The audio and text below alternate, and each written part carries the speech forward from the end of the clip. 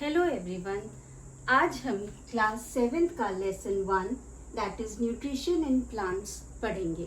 तो आइए सबसे पहले हम समझते हैं न्यूट्रिशन क्या होता है।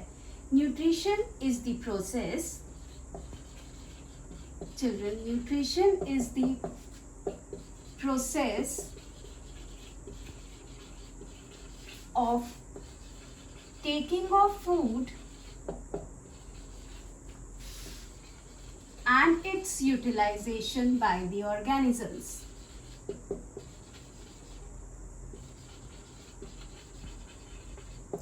Taking of food and its utilization by the organisms is called as nutrition.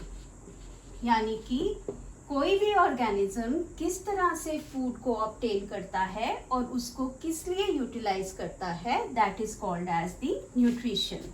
Now the modes of nutrition are of two types. They are autotrophic mode of nutrition and heterotrophic mode of nutrition. अब हम इनको detail में समझते हैं कि autotrophic mode of nutrition और heterotrophic mode of nutrition का क्या मतलब होता है. Let us understand what does autotrophic means. Auto children means self यानी कि अपने आप, और trophic का मतलब होता है nourishment. तो autotrophic mode of nutrition का मतलब हुआ that mode of nutrition in which the organism prepares its own food. वो अपना खाना खुद बनाता है. Autotrophic mode of nutrition means जहां पर ऑर्गेनिज्म अपना खाना खुद बना रहा है. For example the green plants. Green plants अपना खाना खुद बनाते हैं. दे show autotrophic mode of nutrition and are called as autotrophs. All the green plants are called as autotrophs. Now let us understand what is heterotrophic mode of nutrition. Hetero word means others और trophic का मतलब जैसे मैंने आपको पहले बताया nourishment. तो जो organisms अपनी न्यूट्रिशन या फूड के लिए दूसरों पे डिपेंड करते हैं, organisms which depend upon others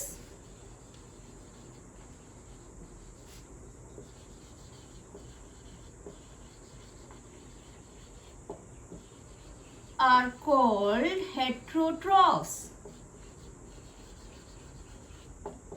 यानी कि जो अपना खाना खुद नहीं बना सकते वो heterotrophic mode of nutrition show करते हैं, और उस तरह के ऑर्गेनिजम्स को हम हेट्रोट्रॉफ्स कहते हैं. इसमें हमारे एग्जाम्पल्स में आ जाते हैं all the animals including the human beings. Even we human beings they come under heterotrophs.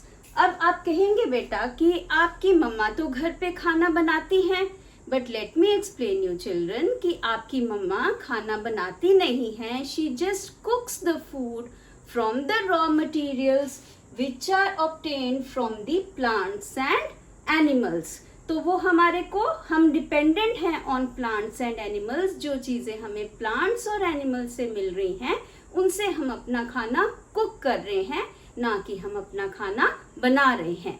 That is why we humans we show heterotrophic mode of nutrition and not autotrophic mode of nutrition. तो आइए अब हम autotrophic mode of nutrition को detail में समझते हैं कि green plants किस तरह से अपना खाना खुद बनाते हैं. Autotrophic nutrition in green plants को डिटेल में समझने के लिए चलिए हम इन 3 क्वेश्चंस के आंसर्स को समझते हैं. सबसे पहले, how do plants prepare their food. Plants अपना खाना कैसे बनाते हैं. Green plants they prepare their food by the process of photosynthesis. इसको भी हम डिटेल में पढ़ेंगे कि फोटोसिंथेसिस कैसे होती है। Then in which part of the plant food is prepared, plant के किस पार्ट में फूड जो ये प्रिपेयर करते हैं, अपना खाना खुद बनाते हैं, वो कहाँ प्रिपेयर होता है? It is prepared in the leaves of the plant. ये देखिए स्टूडेंट्स, जो प्लांट्स की लीव्स होती हैं they are green in colour, और ये जो ग्रीन कलर लीव्स का होता है this is due to the presence of a pigment called as chlorophyll. और यही क्लोरोफिल जो है वो प्लांट्स को अपना खाना बनाने में हेल्प करता है। और एक और चीज़ जो मैं आपको यहाँ बताना चाहूँगी वो ये कि लीफ के सरफेस पे mostly on the under surface, नीचे के सरफेस पे बहुत छोटे छोटे पोर्स होते हैं जिन्हें हम स्टोमेटा कहते हैं। और ये स्टोमेटा जो हैं बार बार खुलते और बंद होते रहते हैं with the help of guard cells. इसकी हेल्प से जो लीव्स हैं ये कार्बन डाइऑक्साइड को एटमॉस्फेयर से एब्जॉर्ब कर सकती हैं with the help of stomata. So once again children, let me tell you that the leaves, they help in preparing the food for the plants. So they are termed as the food factories of the plant. और क्योंकि जैसे हमारा खाना हम अपनी kitchen में बनाते हैं, प्लांट्स का खाना लीव्स में बनता है, तो हम इन्हें किचन ऑफ द प्लांट भी कह सकते हैं। So is it clear children that the part of the plant where food is prepared is the leaves. और लीव्स जो हैं ये ग्रीन कलर की होती हैं due to the presence of a pigment called as chlorophyll. ये जो chlorophyll है, यही जो है क्लोरोफिल ग्रीन कलर का pigment, it helps the plant to prepare the food for the plant. Now the next question is the raw materials which are required for the food, for the plant to prepare its food. They are carbon dioxide,